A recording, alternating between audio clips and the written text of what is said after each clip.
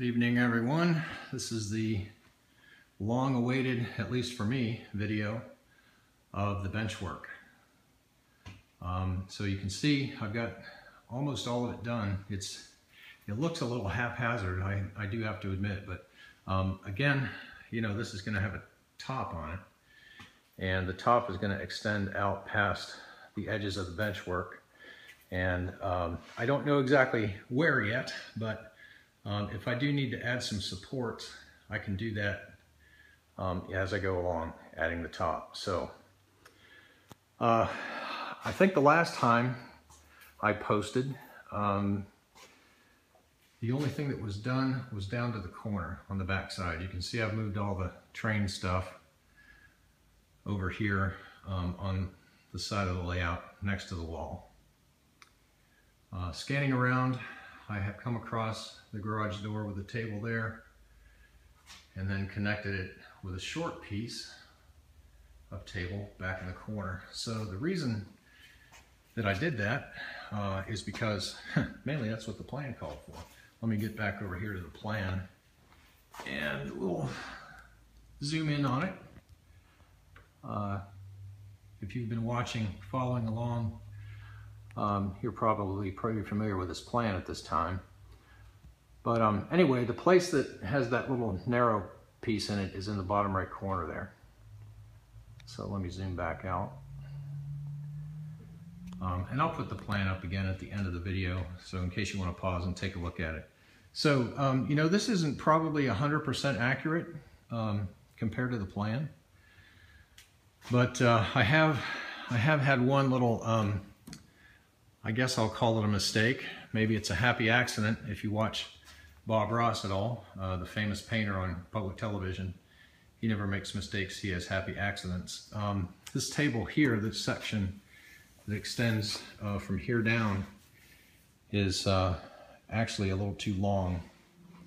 But what it is going to afford me is a little bit more room when I come around the edge here. There's a 26 and a 24-inch radius that come off the back side of the table here and come around. So having this table a little bit longer affords me a little bit more room here up towards the edge of the table, where I think there's a grain facility, grain elevator in there. So more room will be good. I can put maybe a few more holding tracks in there. But basically what I've done, and you can say this looks like a real mess, but I've tried to keep the tables at a manageable size so that at some point, you know, as we all do, we're going to have to move. And I had to move out of the other house a little bit sooner than what I had thought. And I had not planned to ever leave there, so I built the layout to not come out of that room, other than disassembling it. So what I've tried to do is keep the tables no longer than 8 feet and no longer than 3 feet wide if they're 8 feet long, no wider than 3 feet long. Well, let me, so I'm a little bit tired, I apologize. No wider than 3 feet, no longer than 8 feet. This one here is obviously wider than 3 feet. I think it's 3 by 4. So, you know, still a manageable size, but all of these tables are screwed together here.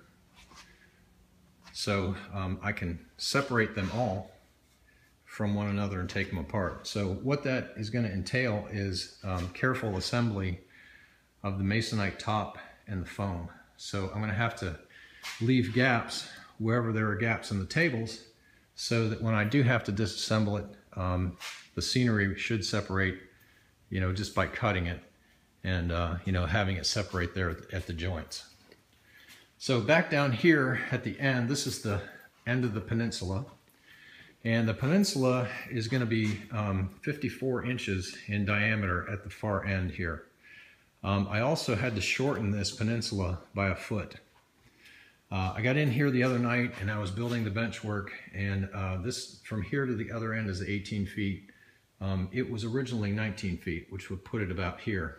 Well, you can see between my hand and where this temporary bridge is in right now, that's only about 18 inches. And from personal experience, I know I've broken my bridge, that one, when it was in the other layout. So I asked John if he could modify the plan for me, shorten the Peninsula a foot.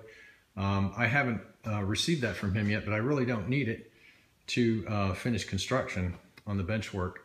I just like to have a copy of it. So it'll be at least accurate, and it'll show me a little bit better where the masonite needs to go. So one thing that's a little bit different, and I did this just for ease of construction. Again, you know, if I ever have to take it down, I just wanted it to come apart easier. So you can see up here how the plan angles this side here a bit from the corner out towards the end of the peninsula. I decided to make it straight coming out here. I can still run the tracks the same as what the plan calls for, but they'll be a little bit further away from the edge down there on the right side, and then they'll, you know, come back closer to the edge as they head towards the end of the peninsula. Again, it'll give me a little bit more room, you know, for switching and so forth. I think that's my lumber company down here, so there'll be more room for it. So coming back here, the distance between here and here right now, I think it's about 24. Down there it's about 22 in that area, so plenty of room for me to get through here. I have gotten the table finished the whole way up the side here, and that is where my yard is going to be. I have one more support to put in there, and I'll show you where that is here back on the plan. That side that we just looked at is the yard. What I'm not sure about is how close I can be here. On the plan, it's only about a foot wide, and if you've seen me on videos, you know a foot ain't gonna cut it for me to get through there. So how I'm gonna work that is I've left this last support out, which will come from this corner on an angle somewhere back towards this area. 27 inches, which is the radius of the end of the peninsula. Right in here is about the center of the layout. So if you come back 27 inches, it leaves about 18 right now in here. So I may have to come back on a steeper angle from this corner, somewhere in here, just so I can have room to get through the peninsula. What that will impact as far as the plan goes and as far as some of the buildings, this area here, diesel house, heavy car shop, and so forth, may only be 2 tracks wide instead of 3. And I may have to, you know, actually run a steeper angle from here back. I may have to start it up in here somewhere and run it back. So this area may be compressed. There may only be a diesel house in there, but you know, we'll see what happens when we get the top on. I've decided not to leave, or I've decided not to put the backdrop up anymore until I get all of the top on the rest of the layout here. And sorry for all the camera motion, but you know, I'm trying to walk around the layout here and show you guys all of the progress. The reason for not putting the top on is it will allow me to get the material from that side of the garage where I do most of my cutting to this side of the garage without having to go over the backdrop. That way I can just, you know, slide it across the tables and assemble my way out, so to speak. So you remember the 36-inch bridge, which is this one here in the corner. It's this one on the bottom. I've got a bunch of the other 2 bridges are kind of stuffed inside of it. That's how they came on the move. But that bridge is going to fit right in here. And I have this temporary spacer in here right now just to hold the layout together.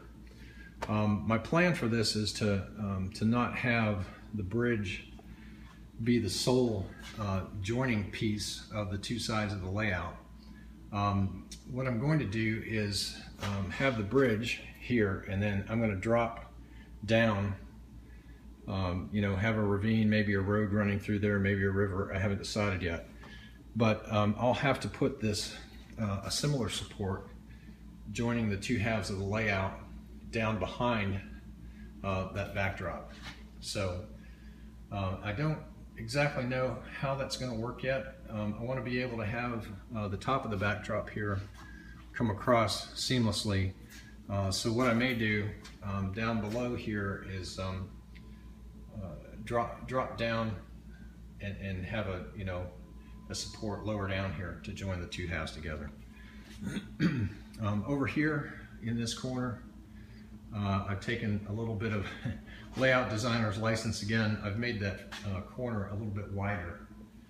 Then we'll go back to the plan here than what it is here. So what I've done is I've come from about this point over to about this point. It gives me a little bit more room there, just in case those tracks end up closer to the edge of the table. So as far as future things to do, I want to put a few more supports in here. I have right now at least one leg at the end of each table. I do want to put obviously more than that, put some cross braces in there. This area here, however, I'm going to leave fairly open.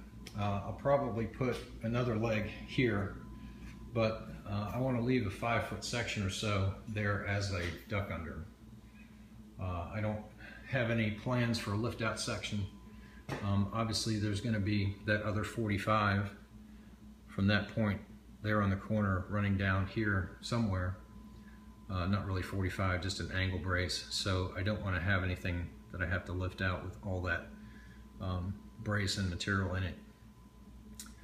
But anyway, that's kind of where I am tonight. Sorry for not posting videos earlier. But you know my story. I have a little bit of time to work each night, and you know, it's being selfish. But if I wasn't selfish, this wouldn't be done yet. So what I do is that, you know, I work as many hours as I can on this. Sometimes as many minutes as I can per evening, and you know, I just don't have the time to set up the video camera and film, or actually record all of my process. But basically, I mean, as far as, you know, any of you that are interested on the construction, it's you know, just butt joints really. Screws, you know, through the end into the end of this board. There's a couple of screws here which are holding the leg on. So you know, basically same construction the whole way around. I have center supports in here, really just to keep the longer pieces square. You know, you don't really need it to support the table, but it will be nice to have them in here. One thing I do have to do is come back and drill holes through all of the cross braces to allow the wire, a path for the wiring. So that's something I'll probably do this coming week.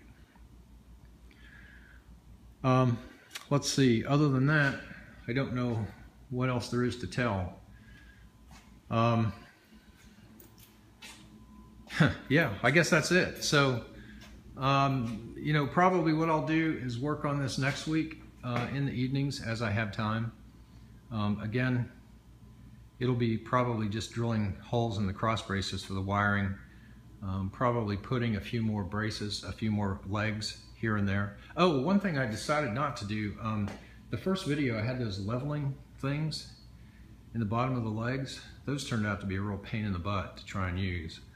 You know, I found it easier that, you know, I could just make the legs the proper length by using clamps. You know, I'd build a table and I'd clamp a leg to the corner, let's say here for example, and I would then level it between here and the previous table, and I'd mark the edge of the leg and I'd just cut it off and, you know, screw it in. So all the legs are different sizes, but you know, who cares, right? They're holding the table up, and it's level the whole way around, which I'm thankful for this garage floor being as level as it is. So it was fairly easy to do.